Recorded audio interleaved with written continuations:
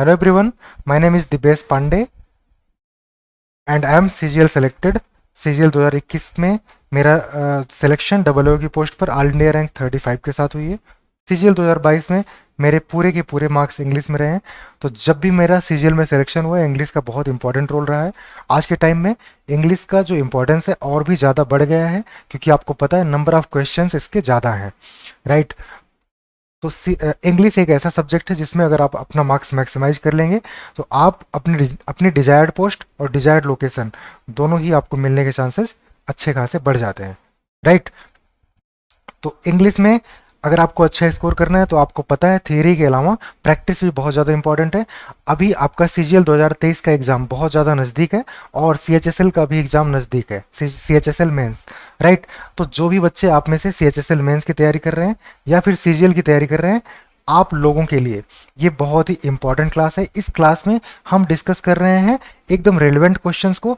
Actually exactly उस एक paper को हम डिस्कस करने वाले हैं जो कि सीजीएल 2022 के प्री का one of the difficult papers में से एक माना गया था, 1 दिसंबर की पहली शिफ्ट, राइट।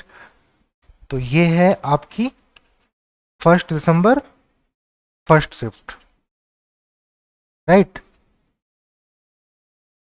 सीजीएल 2022 के प्री का। चलिए हम लोग स्टार्ट करते हैं क्लास को। देखो, पहला ही क्वेश्चन आपको पैराजंबल का मिल गया। इसमें आपको बताना है कि क्या ऑर्डर सही रहेगा। देखते हैं। When this extra vapour, okay, ये यहाँ पर देखो, जैसे अगर आपको पैराजंबल सॉल्व करने की थोड़ी सी हैबिट है, आपको समझ है, मैं हट जाता हूँ यहाँ से स्क्रीन पर से, अदरवाइज आपको सेंटेंस दिखाई नहीं पड़ेगा। ओके, कवर हो रहा है। चलो आप पूरा फोकस करो स्क्रीन पर। When this extra water vapour, तो यहाँ पर ये जो दिस दिख रहा है ना, ये अपने आप में एक हिंट है आपके लिए। जब इस तरीके से कोई डिटरमाइनर होता है जो आता है, इससे पता चलता है कि इस बारे में पहले बात हो चुकी है, राइट। वाटर वेपर के बारे में किसी एक ए बी सी डी में से कहीं और बात हो चुकी है, और अब एक्स्ट्रा वाटर वेपर के बारे में बात हो रही है। पहले वाटर वेपर के बारे में बात हो चुकी है, तो ए से स्टार्ट नहीं हो सकता, तो तीसरा ऑप्शन खत्म। अच्छा, इसका मतलब बी, सी या डी में से स्टार्ट हो सकता है। देखते हैं बी से अगर करेंगे, the atmosphere can store an additional 4% of water vapour. Okay, यहाँ पर वाटर वेपर की बात हो रही है। Every additional for every additional 1 degree Fahrenheit of warming. सी है more water evaporates from soils, plants, lakes and seas as the atmosphere warms. Okay, मतलब एटमॉस्फेयर जैसे जैसे गर्म होगा उतना ज़्यादा जो है वाटर वेपर, मतलब वाटर इवापोरेट होगा मिट्टी से, प्लांट से और लेक से और सीज से। One of the most obvious indications of climate changes heavier rainfall. Okay, मतलब कि जो क्लाइमेट चेंज का सबसे ज़्यादा स्पष्ट जो इंडिकेशंस हैं उनमें से एक क्या है, हैवियर रेनफॉल, मतलब ज़्यादा हैवी बारिश होने लगती है, तेज बारिश होने लगती है अगर क्लाइमेट चेंज आता है। ओके, तो कहाँ से हम स्टार्ट कर सकते हैं, कुछ हिंट है। एक तो देखो, वाटर वेपर की बात सिर्फ बी में किया है, और ये 4% एडिशनल जो 4% ऑफ वाटर वेपर था, हर एक additional 1 degree Fahrenheit of warming पर, राइट। फिर उसी को बात बता रहा है कि जब एटमॉस्फेयर जो है ये स्टोर कर सकता है इसको। फिर आगे बता रहा है जब ये जो एक्स्ट्रा वाटर वेपर है, जब यही कंडेंस होता है, कंडेंस मतलब संघनित होना, यानी कि वो प्रेसिपिटेट बनता है, बूंद बूंद में कन्वर्ट होता है। It results in heavier rain. Okay, एक कड़ी तो जुड़ रही है, राइट, कि एटमॉस्फेयर जो है एडिशनल 4% वाटर वेपर हर एक additional 1 degree Fahrenheit of warming पर इकट्ठा कर सकता है, और जब यही वाटर वेपर, जो extra water vapour, additional water vapour, जब ये कंडेंस होता है, बूंदे बनता है कंडेंस होकर के, तो ये हैवियर रेन करवाता है। Okay, if it's cold enough, और अगर बहुत मतलब पर्याप्त अगर कोल्ड है, तो हैवियर स्नो, तो जो है स्नो के रूप में वो नीचे आती है, ठीक है, राइट। तो बी के बाद ए, इतनी कड़ी तो बन गई, कहाँ पर बन रहा है ऐसा? अच्छा, ये तो सिर्फ दूसरे में बन रहा है, तो चलो डी सी बी ए करके देखते हैं। तो one of the most obvious indications of climate change is heavier rainfall, पहले डी हो गया, राइट। बी, अब एक बार सी रखो, मोर वाटर इवापोरेट्स, ज़्यादा वाटर जो है इवापोरेट होता है सॉयल, प्लांट, लेक और सी से, जैसे जैसे एटमॉस्फेयर गर्म होती है। ओके, एटमॉस्फेयर के हीट होने पर, ये जनरल बात बताया। डी के बाद सी, फिर बी। अच्छा, बी में तो यही बता रहा था कि 1 डिग्री फ़ारेनहाइट वार्मिंग पर 4% जो है एक्स्ट्रा वाटर वेपर वो होता है। ओके, ये वार्म हुआ और फिर वार्म होने का रिजल्ट हुआ ये बी वाला, राइट। सी का रिजल्ट भी हुआ, ठीक है, सही है। तो दूसरा वाला ही आपका आंसर हो जाएगा। मैं एक बार इसको इरेज कर दूं और आपको क्लियरली बता दूं कि इसका आंसर क्या है, दूसरा है। कैसे है हमने समझ लिया है। Next question. ओके, यहाँ पर क्या करना है, इनडायरेक्ट फॉर्म बताना है आपको। आपको इंस्ट्रक्शन जरूर देखना है, अदरवाइज आप टाइम वेस्ट करेंगे।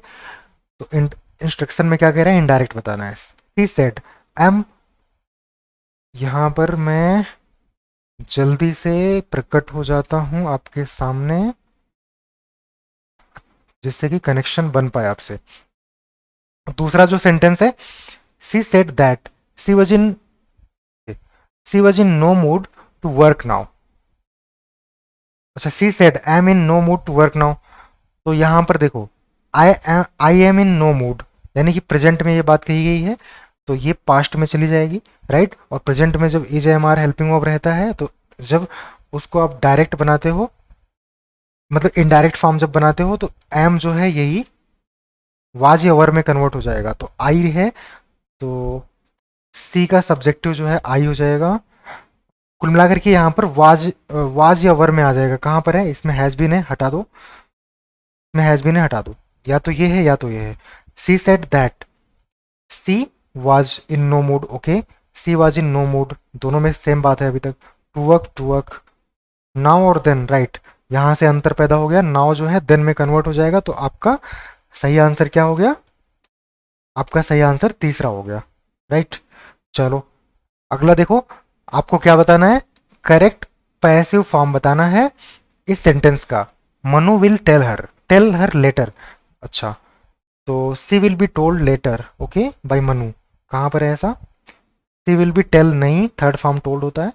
सी विल बी होना चाहिए, नहीं, she will be told letter by Manu, ये हो रहा है सही। सी विल बी टेल नहीं।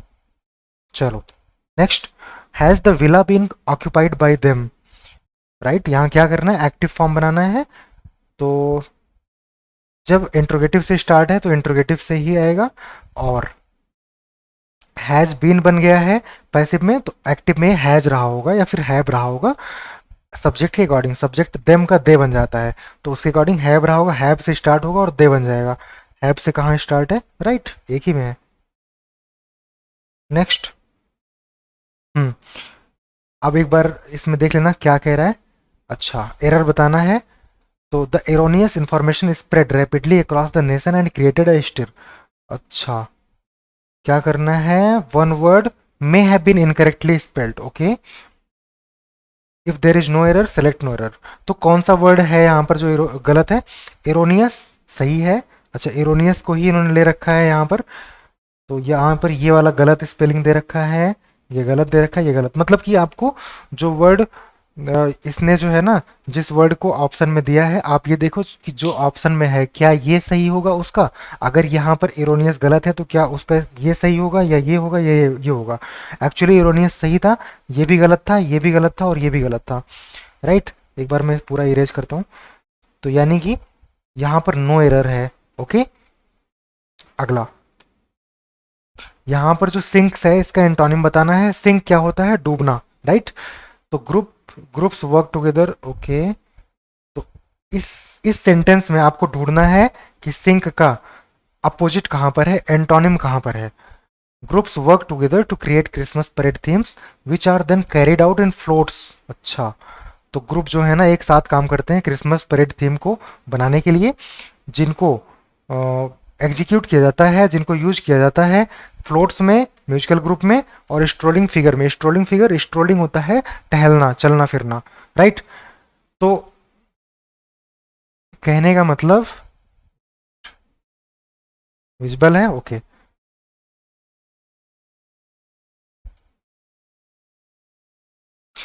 चलो, तो कहने का मतलब समझ में आ गया। तो फ्लोट्स जो होता है ना, ये होता है तैरती हुई चीजें जो होती हैं उसको फ्लोट्स बोलते हैं, राइट। तो सिंक्स जो है ये डूबती हुई चीज है, और फ्लोट्स जो है वो तैरती हुई, राइट।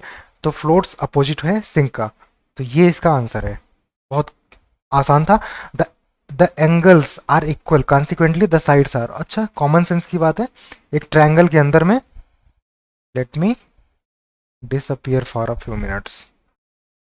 तो एक ट्रायंगल अगर होता है, आपको पता है अगर एंगल्स इक्वल हैं, if angles are equal it means sides are also equal. कहाँ पर है? Consequently the sides are equal. बहुत ही ईजी है। क्या टफ है? अभी तक तो कुछ टफ नहीं मिल रहा।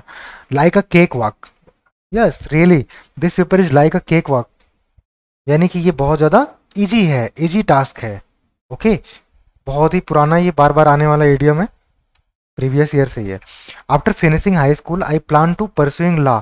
ओके, तो देखो प्लान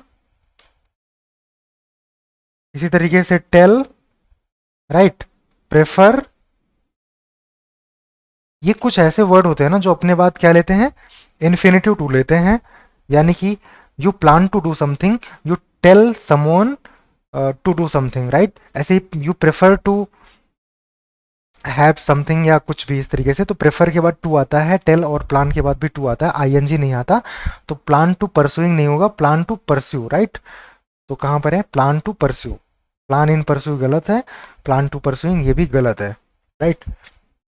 तो सही वाला क्या ऑप्शन हो गया? दूसरा। नेक्स्ट, एप्रोप्रिएट सिनोनिम बताना है आपको। चलो, मैं आ गया हूं आपके सामने। आपको यहां पर एप्रोप्रिएट सिनोनिम बताना है कंफ्यूजन का। ओके, तो कंफ्यूजन जो होता है क्या होता है पता ही आपको? बेविल्डरनेस होता है या पजल्ड हो जाना, राइट। और क्या कहते हो आप कहते हो एट सी। ठीक है, देखते हैं। इंट्रपिडिटी क्या होती है? ये होती है निडरता, यानी जो इंसान जो है ना फियरलेस होता है। और स्टैग्नेशन ठहराव होता है। पेरुजल होता है किसी चीज का मूल्यांकन या फिर किसी चीज को एनालाइज करना। और कमोशन क्या होता है? ये होती है डिस्टर्बेंस, राइट, डिसऑर्डरनेस। तो ये कंफ्यूजन का सिनोनिम बन जाएगा कमोशन। सिनोनिम बताना था, yes it is right. Next, our guests arrived, they are sitting in the garden. Okay, एक बात कही जा रही है, कंटिन्यूटी मेंटेन करना जरूरी है। हमारे गेस्ट आ गए हैं और वो बैठे हुए हैं गार्डन में। आपको कंफ्यूज कहाँ कर रहा है? अगर आपने क्लासेज मेरी अटेंड की हैं, मैंने आपको टेंस पढ़ाया है, बताया है कि टेंस की कंटिन्यूटी होती है। तो अगर वो बैठे हुए हैं गार्डन में तो आ चुके होंगे, राइट। और प्रेजेंट में अगर वो बैठे हैं तो प्रेजेंट में ही आए हैं। कंफ्यूज ऐसे कर रहा है कि अराइव्ड करके वो संकेत दे रहा है कि ये काम हो चुका है, वो आ चुके हैं। तो अगर वो आ चुके हैं और आपको बात प्रेजेंट में कंटिन्यू करनी है तो यहाँ पर परफेक्ट के मतलब प्रेजेंट में कोई काम हो चुका होता है तो परफेक्ट टेंस यूज करते हो। Our guests have arrived, right. कहाँ पर है? आवर गेस्ट्स हैव अराइव्ड, तो ये सही है इसका। They are sitting in the garden. During an earthquake it is advised to take cover above a table to save your life, right. तो error बताना है। एक अर्थक्वेक के दौरान में ये एडवाइस किया जाता है कि आप कवर ले लें, आप खुद को जो है कवर कर लें। कहाँ पर? टेबल के ऊपर। अच्छा, टेबल के ऊपर बैठ जाओगे अगर अर्थक्वेक आएगा? नहीं, take cover under the table, right, under the table to save your life, अपनी लाइफ को बचाने के लिए। तो यहाँ पर ये एरर है, तो इसमें आप पहले ऑप्शन को टिक कर लेंगे। Okay, next. अच्छा, हम 13 पर आ गए। अभी तक तो कोई भी ऐसे टफ क्वेश्चन नहीं मिला, जहां पर टफ मिलेगा देखेंगे। इनकरेक्टली स्पेल्ड वर्ड बताना है। फाइनरी सही है ये, क्रिंज भी ठीक है, डेफर भी ठीक है। हाइस्ट, जैसे मनी हाइस्ट आपने देख रखी होगी, देखा ही होगा आपने, क्योंकि कैसे छोड़ सकते हो आप, है ना। तो हाइस्ट क्या होती? लूट। जैसे मनी हाइस्ट मतलब पैसे की लूट, राइट। ये एक वेब सीरीज है, जिसने नहीं देखा होगा, कुछ भोले भाले लोग हो सकते हैं ऐसे। चलो next, all eyes. All eyes क्या होता है? यानी कि जब आपने ईगरली पूरा कंसंट्रेट करके कोई चीज देखते हो, right, you are all eyes. तो वॉचिंग विद एंगर नहीं, एंगर नहीं, eager. Watching eagerly, yes. Watching with no interest, no. Not watching at all, no. आप वॉच भी कर रहे हो और पूरे इंटरेस्ट से वॉच कर रहे हो, means you are eagerly watching. तो ये क्या है? एक इडियम है। अगर आपने पढ़ रखा था तो तुरंत कर लेंगे, नहीं पढ़ रखा था तो आप ऑप्शन से सोच सकते हैं। अप्रोच ये रहेगा कि एग्जैक्टली वर्ड्स पर मत जाना। ये मत सोचना ऑल आइज मतलब खुली आंखों से देख रहा है, यानी कि वो क्या कर रहा है? एंगर से देख रहा है, नो, ये गलत हो जाएगा, राइट। वॉचिंग ईगरली मतलब ऑल आइज मतलब वॉचिंग ईगरली, राइट। पूरे कंसंट्रेशन से आप जो है किसी चीज को पूरा ईगरली देख रहे हो, पूरी उत्सुकता के साथ देख रहे हो। Next, he was looking into his book for the last 2 hours। कोई दिक्कत नहीं यहाँ तक, but couldn't find it. Okay, कुछ पाने की बात कर रहा है, मतलब वो किताब में 2 घंटों से देख रहा था, राइट। तो तब तो यहाँ पर ऐसे भी अगर for the last 2 hours but couldn't find it. अच्छा, कुछ ऐसा कह रहा है कि वो किताब में 2 घंटे से देख रहा था लेकिन इसे पा नहीं सका। तो यहाँ पर देखो जरा, आपको हिंट मिल जाएगा यहाँ पर क्या करना है। अ, अच्छा, ये वाला जो पार्ट है ना, लुकिंग इनटू हिज बुक, ये अंडरलाइंड है। तो looking down on his book नहीं, लुक डाउन ऑन क्या होता है, ये होता है किसी का अपमान करना, राइट। लुक डाउन ऑन या look down upon, if you look down on someone it means आप क्या कर रहे हो, आप उसका अपमान कर रहे हो, राइट। और लुकिंग एबव हिज बुक नहीं, किताब के ऊपर क्या देखेगा, किताब के ऊपर थोड़े ना कुछ ढूंढेगा। लुकिंग फॉर हिज बुक, ये रखो जरा, ही was looking for his book for the last 2 hours। अच्छा, वो पिछले 2 घंटों से किताब ढूंढ रहा था लेकिन पा नहीं पाया उसे, वो he couldn't find it. Okay, तो ठीक है, तीसरा सही है फिर, लुकिंग आफ्टर देखभाल करना। तो आपको ऑप्शन देख करके क्लियर हो जा रहा है कि तीसरा ही है, वो किताब को 2 घंटों से खोज रहा था लेकिन नहीं पा सका। Ram was praised for his leadership, कैसा लीडरशिप बताओ जरा। क्या इमेजिनरी लीडरशिप के लिए, बस मन में कल्पनाओं में नेता है, इसके लिए उसको प्रेज किया जाता है? नहीं, ऐसा नहीं है। विजनरी, मे बी मैजिकल, मतलब वो मैजिकल है, लीडरशिप है उसकी, नहीं। ब्रॉड भी नहीं, लीडरशिप की अच्छी क्वालिटी होती है, विजनरी हो ना, तो विजनरी लीडरशिप के लिए उसको प्रेज किया जाएगा, राइट। अगर हो सकता है आपको मैजिकल भी लग रहा हो, लेकिन आपको बेटर ऑप्शन चूज करना होता है। मैजिकल कोई वो मैजिशियन नहीं है, he is a leader, right. So he must be visionary, not magical. ये बढ़ा चढ़ा करके कह दिया जाता है इस तरीके से, बट विजनरी जो है ये नॉर्मल ट्रेट है, नॉर्मल कैरेक्टरिस्टिक होता है किसी लीडर का, राइट। इतना आपको थोड़ी सी अंडरस्टैंडिंग होनी चाहिए। नेक्स्ट, अच्छा, ये अंडरस्टैंडिंग कैसे आती है? ये अंडरस्टैंडिंग आती है रीडिंग से, कॉन्टेक्स्ट जब आप देखते हैं, चीज़ों को समझते हैं फिर। Next, Pintu has been advised to reduce smoking by his family doctor, मतलब पिंटू को एडवाइज किया गया है स्मोकिंग कम करने को, राइट। किसके द्वारा? उसके फैमिली डॉक्टर द्वारा। टू रिड्यूस जो है ये अंडरलाइंड है, इसकी जगह पर क्या आना चाहिए? एडवाइज्ड टू कट डाउन, मतलब कट डाउन होता है कम करना, रिड्यूस करना। लेस डाउन नहीं, कट डाउन होता है। लोअर डाउन, लोअर डाउन भी कम करना होता है, लेकिन किसी चीज़ की हाइट को आप लोअर डाउन करते हो, ठीक है, लेकिन किसी चीज़ की क्वांटिटी को आप कट डाउन करते हो, तो कम करते हो। तो यहाँ पर स्मोकिंग की जो क्वांटिटी है, स्मोकिंग की जो फ्रीक्वेंसी है, वो कम करना है। क्वांटिटी फ्रीक्वेंसी दोनों कम करना है, ऐसा नहीं कि एक ही बार किया लेकिन फूंक लिए, ऐसा नहीं। अप डाउन नहीं, कट डाउन ही है, बहुत क्लियर है, कोई अभी तक आपको ऐसे दिक्कत नहीं लग रही होगी, राइट। थोड़ा सा अगर प्रॉब्लम लग रही है तो आपको मेहनत करने की ज़रूरत है। आप जो है पढ़ो, इडियम्स एंड फ्रेजेस को भी तैयार करो, फ्रेजल वर्ब्स को भी तैयार करो, मतलब वर्ड पावर सेक्शन पर भी काम करो, प्रैक्टिस भी करो और थ्योरी भी पढ़ो। और इसके लिए देखो, बिना मतलब अगर आप शॉर्टकट ढूंढेंगे तो नहीं काम चलेगा, एक बार वर्क करना पड़ता है, राइट। आप सिलेक्शन लेना चाहते हो, आप अगर नहीं वर्क करोगे तो सिलेक्शन लेने के लिए कितने लोग लगे हुए हैं और वो अच्छे से वर्क कर रहे हैं, राइट। तो कोई कमी नहीं छोड़नी, आपको पीछे नहीं रहना है। ज़्यादा आपको ऐसा भी नहीं है कि एकदम लगे रहना है इसी में, बाकी जो सब्जेक्ट हैं उनको भी टाइम देना है, लेकिन इंग्लिश को 2.5 से 3 घंटे तो देना चाहिए आपको। ओके, चलो। रिबेलियन एंटोनिम बताना है आपको यहाँ पर। रिबेलियन, रिबेलियन मतलब person who is in disagreement with you, right. He is not obeying, he is not following what you are saying, right. तो ही इज रेबेलियन। तो रेबेलियन क्या होता है? विद्रोही, जो आपके अगेंस्ट है। तो अपराइजिंग क्या होता है? किसी चीज का उत्थान, राइट, किसी चीज का राइज अप। और लॉयल्टी क्या होती है? किसी का किसी के प्रति फेथ या किसी पर ट्रस्ट। सेडिशन राजद्रोह होता है, नेशन के खिलाफ जो है कुछ वो करना, अगेंस्ट कुछ काम करना। और अलॉटमेंट क्या होता है? अलॉटमेंट तो जानते हो आप, अलॉटमेंट की जाती है। और यहाँ पर क्या हो जाएगा? रिबेलियन का अपोजिट लॉयल्टी हो जाएगा, यानी रिबेलियन में आप किसी के अगेंस्ट थे और यहाँ पर आप किसी के ऊपर फेथ दिखा रहे हो, उसके ऊपर ट्रस्ट कर रहे हो, तो एंटोनिम लॉयल्टी। नेक्स्ट, हॉस्पिटैलिटी का एंटोनिम बताना है। ओके, हॉस्पिटैलिटी क्या होती है? किसी का स्वागत सत्कार, warm welcome, right. The hospitality was wonderful, right, मतलब जो स्वागत था बहुत ही वंडरफुल स्वागत था, वार्म वेलकम था। ओके, तो हॉस्पिटैलिटी का उल्टा क्या? कंप्लेन होगा। क्या कॉर्डियलिटी होगी? कॉर्डियलिटी मतलब फ्रेंडली, राइट। तो अपोजिट तो नहीं हुआ, ये तो सिनोनिम जैसा हो गया। कोल्डनेस, रैथफुल क्या होता है? गुस्सा।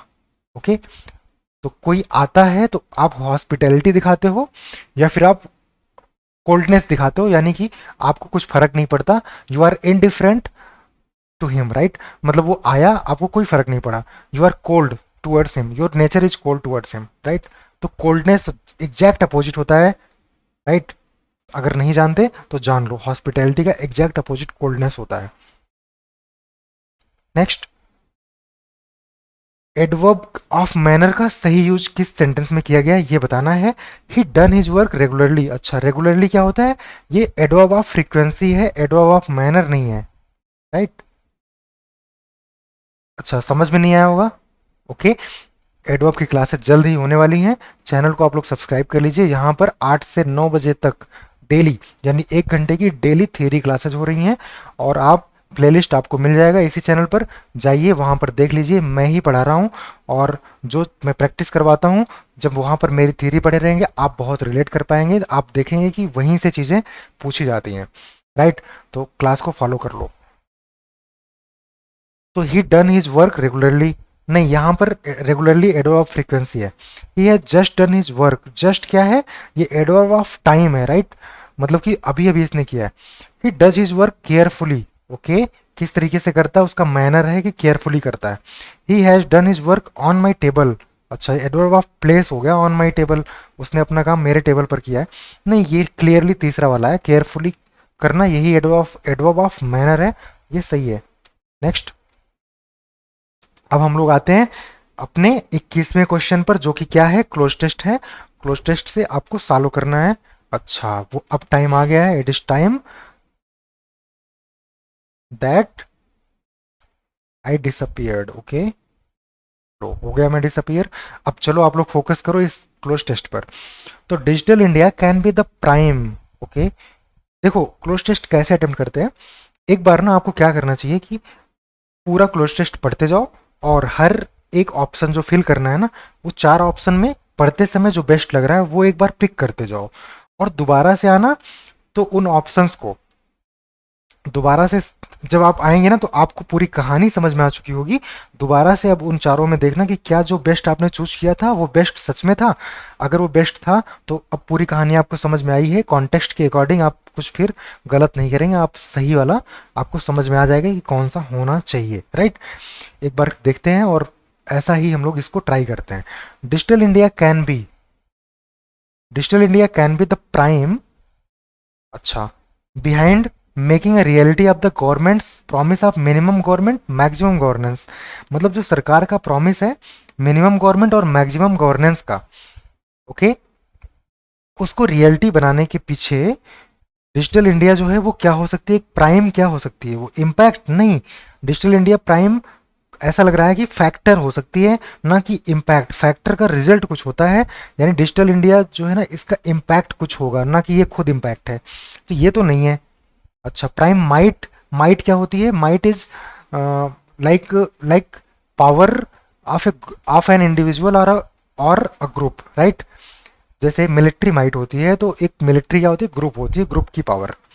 अच्छा, तो can be the prime factors, नहीं, प्राइम फैक्टर हो सकता था, पर फैक्टर्स तो नहीं होगा, क्यों? क्योंकि डिजिटल इंडिया ये सब्जेक्ट है और ये सिंगुलर है, तो चलो तीसरा हटा दो आप।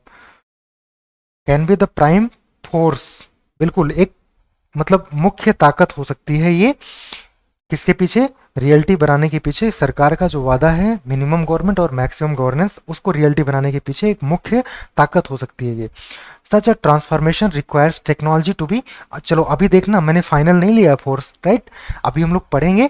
अगर कभी कभी होता है ना कि कोई वर्ड आपको लग रहा है फोर्स और माइट में से लग रहा है, हो सकता है, पर फोर्स आपको बेटर लगा, आपने फोर्स लिया, लेकिन आगे कहीं पर इस सेंस में माइट अगर यूज कर रहा है ना, तो ये ध्यान देना कि आपको फिर माइट लेना है, यानी कि यहाँ पर जिस वर्ड को लेकर के वो स्टोरी को आगे कैरी फॉरवर्ड कर रहा है, आप उसी वर्ड का यूज पीछे भी वहां पर कर देंगे।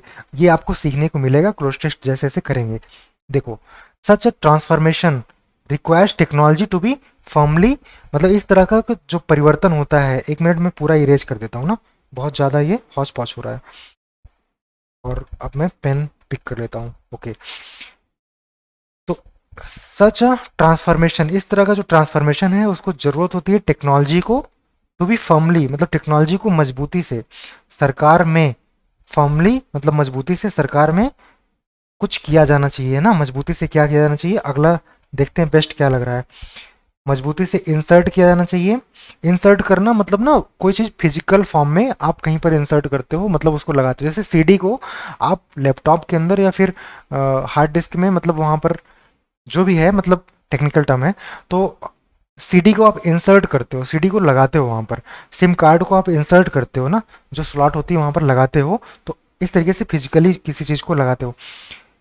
अच्छा, such transformation requires technology to be firmly embedded. Embedded होता है किसी चीज़ में समा जाना या फिर निहित हो जाना, तो उसको जरूरत है कि मजबूती से वो चीज़ सरकार में निहित हो जाए, समा जाए। ओके, मे बी प्लांट किया जाना चाहिए, नहीं प्लांट करना मतलब जैसे पौधा प्लांट करते हो तो जमीन के अंदर उसको लगाते हो ना, प्लांट करना मतलब एक चीज़ को ना जब प्लांट करते हो ना तो उसको कहीं पर फिक्स करते हो, राइट, फिजिकल फॉर्म में, ऐसे समझो। ये भी फिजिकल फॉर्म में होता है। और टेक्नोलॉजी को स्टक करने की जरूरत है, स्टक मतलब कहीं पर फंस जाना, नहीं ऐसा नहीं है।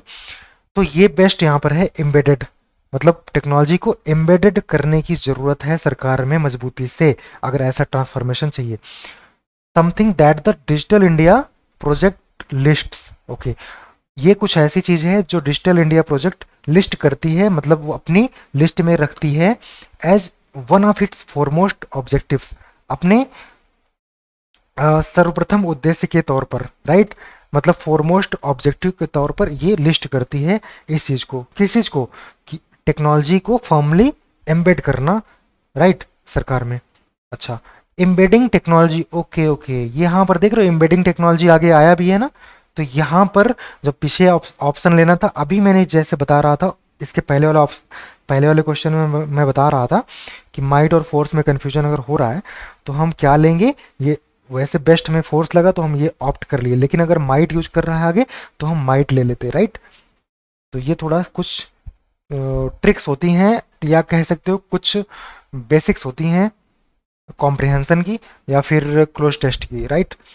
तो आगे एम्बेडिंग टेक्नोलॉजी है, अब तो मैं यहाँ डबल टिक करूंगा, ये श्योर हो गया कि यहाँ एम्बेडेड ही रहता। तो embedding technology into government, right, तो सरकार में टेक्नोलॉजी को एम्बेडिंग करना। तीसरा क्या लेना है देखते हैं, कहाँ गया ये, हम्म, तीसरा वाला, राइट। तो एम्बेडिंग टेक्नोलॉजी इनटू गवर्नमेंट, सरकार में टेक्नोलॉजी को एम्बेड करना, मतलब उसको समाहित करना। विल डू 3 थिंग्स, वो 3 चीज़ें करेगी। अच्छा, into government offices, government offices में एम्बेड करना है, डिटेल्स में करना है, प्रोसेसेस में करना है, या हिरार्कीज में करना है। तो देखो, गवर्नमेंट ऑफिसेज में तो ऑलरेडी टेक्नोलॉजी है, राइट।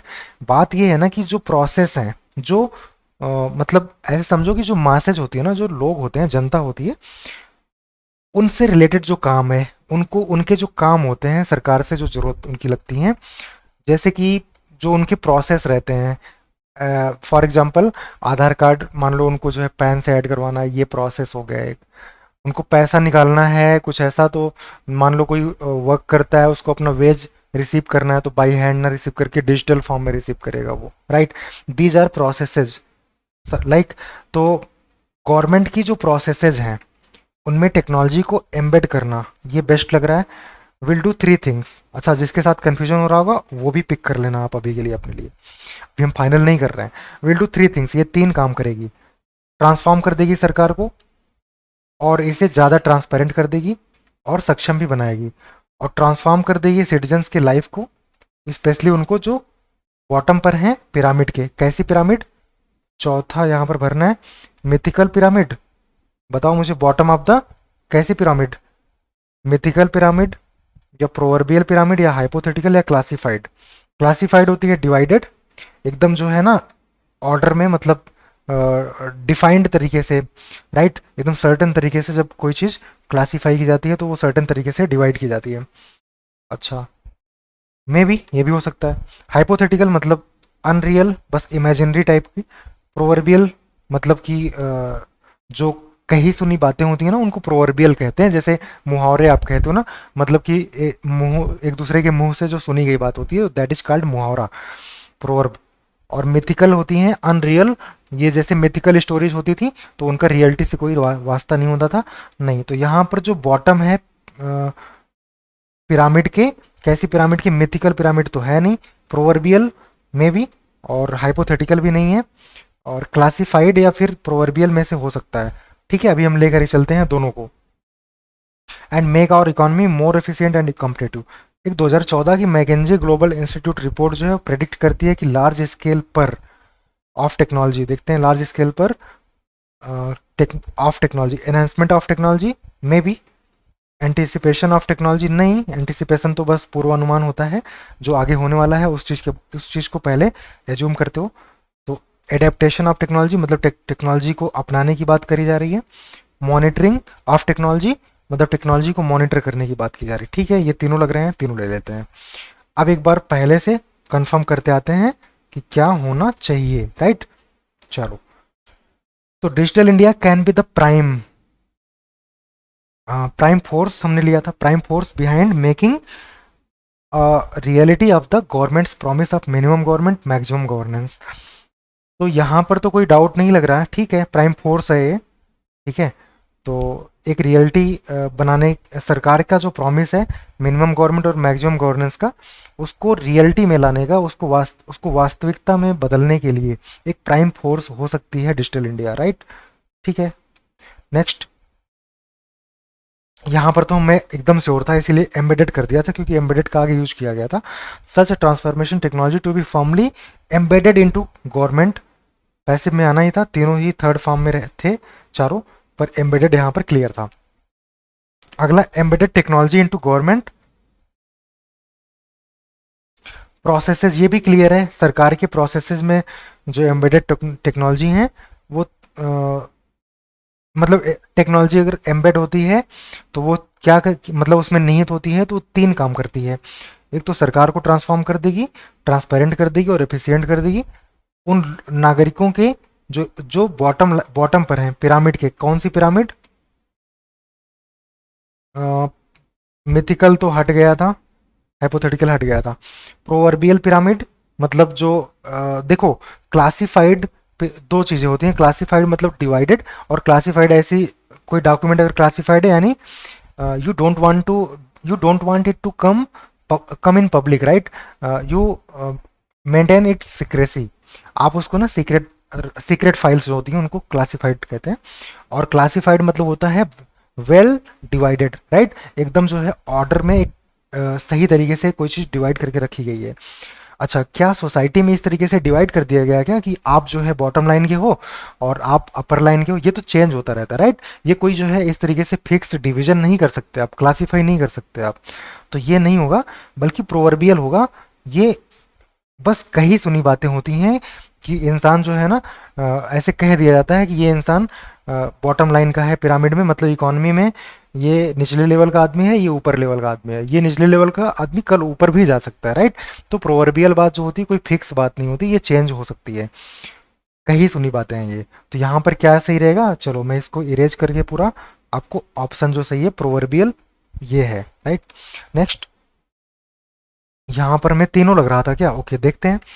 एक 2014 की जो मैकेंजी ग्लोबल इंस्टीट्यूट रिपोर्ट है वो प्रेडिक्ट करती है कि जो लार्ज स्केल पर enhancement of technology through digital India, अच्छा मतलब लार्ज स्केल पर अगर हम टेक्नोलॉजी को बढ़ाएं डिजिटल इंडिया के थ्रू, तो ये चीज़ पोजीशन करती है इंडिया को विद द बिगेस्ट अपॉर्चुनिटी, मतलब सबसे बड़ी अपॉर्चुनिटी के साथ में भारत को पोजीशन करती है, मतलब सबसे बड़ी अपॉर्चुनिटी देती है भारत को yet to accelerate economic growth, क्या करने का, अभी अपनी इकोनॉमिक ग्रोथ को एक्सेलरेट करने का, बढ़ाने का, राइट। अच्छा, और एंटिसिपेशन तो था नहीं, adaptation of technology, large scale पर अगर टेक्नोलॉजी को एडॉप्ट किया जाएगा, टेक्नोलॉजी को अगर अपनाया जाएगा, तो ये चीज़ इंडिया को पोजीशन करती है बिगेस्ट अपॉर्चुनिटी के साथ में अपनी इकोनॉमिक ग्रोथ को एक्सेलेरेट करने के। और मॉनिटरिंग ऑफ टेक्नोलॉजी नहीं, मॉनिटरिंग तो अभी समझ में आ गया कॉन्टेक्स्ट देखने के बाद, ये तो नहीं है, राइट। एडेप्टेशन और एनहेंसमेंट में कंफ्यूजन आपको लग सकता है। अच्छा, तो क्या होना चाहिए, टेक्नोलॉजी को अगर लार्ज लार्ज स्केल पर अपनाया जाएगा तो भारत के पास ऐसी अपॉर्चुनिटी आएगी जिससे भारत एक्सेलरेट कर पाएगा अपने इकोनॉमिक ग्रोथ को। या फिर टेक्नोलॉजी को अगर बढ़ाया जाएगा तो टेक्नोलॉजी को एडेप्ट किया जाएगा, राइट। टेक्नोलॉजी को एडेप्ट किया जाएगा यानी ज़रूरत के हिसाब से टेक्नोलॉजी को यूज किया जाएगा, राइट। टेक्नोलॉजी को अपनाया जाएगा ज़रूरत के हिसाब से बड़े लेवल पर, तो जो है एक अपॉर्चुनिटी भारत के सामने वो आएगी, ना कि टेक्नोलॉजी को एनहेंस कर किया जाएगा। यार देखो, अगर टेक्नोलॉजी एनहेंस करते हो यानी कि अभी जिस लेवल की टेक्नोलॉजी है ना, उससे अपर लेवल की टेक्नोलॉजी आप लेकर के आते हो।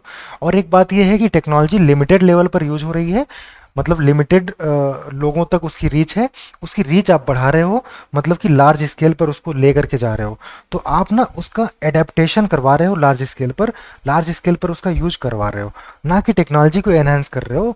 अब जैसे जिस लेवल की टेक्नोलॉजी है, आप नेक्स्ट लेवल की, जैसे अभी 4G चल रहा है तो 5G लेवल पर जा करके आप चीज़ों को नहीं बदल पाएंगे, बल्कि 4G को सब तक पहुंचा करके चीज़ों को ज़्यादा बदल पाएंगे। It means the word suitable here is adaptation, not enhancement, right. तो आई होप आपको बहुत ज़्यादा क्लियर होगा जो मैंने बताया है। अगर आपको मेरी मेहनत पसंद आ रही है, अगर आपको क्लासेस पसंद आ रही हैं, आपको समझ में आ रहा है, if you are getting me, you can like the session, आप चैनल को सब्सक्राइब कर सकते हैं। और आपको मैं बता दूं, आप मेरा जो यूट्यूब चैनल है, सॉरी, मेरा जो टेलीग्राम चैनल है ना, मैं यहाँ पर लिखता हूँ आपके लिए, ये ज्वाइन कर लेना। जैसे ये सालों करवाना था तो इसकी पीडीएफ आपको वहाँ पर पहले दे दी जाती है, राइट, जिससे कि आप अटेम्प्ट किए रहें English by Dipesh Pande, okay.